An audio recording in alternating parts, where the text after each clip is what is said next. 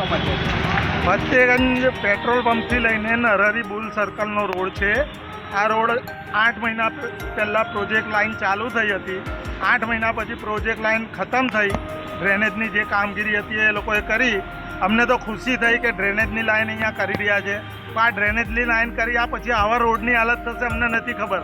20 વર્ષે માંડ અમારો રોડ બનતો હોય છે અને આ વખત આ રોડની હાલત તમે જુઓ તો હજી તો વરસાદની શરૂઆત થઈ છે. આ વરસાદની ઋતુ નથી તો પણ આ હાલત છે, તો વરસાદની ઋતુમાં શું હાલત થશે મને તો એ સમજ નથી પડતી. આ રોડ પરથી કમિશનર સાહેબ ભુજ જાય છે, મોટા મોટા અધિકારીઓ જાય છે, વીવીઆઈપી લોકો જાય છે. એ લોકોને આ રોડ પર કશું અસર નથી થતી? એ લોકોને ઝટકા વાગતા જ હશે ને, તો એ લોકોને ધ્યાન આપવું જોઈએ ને. આટલો રોડ બનાવવામાં શું વાંધો આવે છે?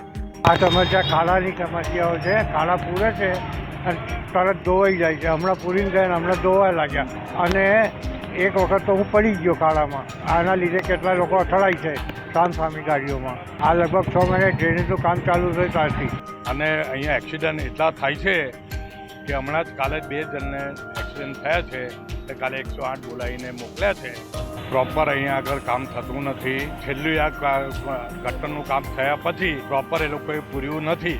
દરરોજના થોડું પૂરીને જતા રહે છે અને પાછું ધોવાઈ જાય છે.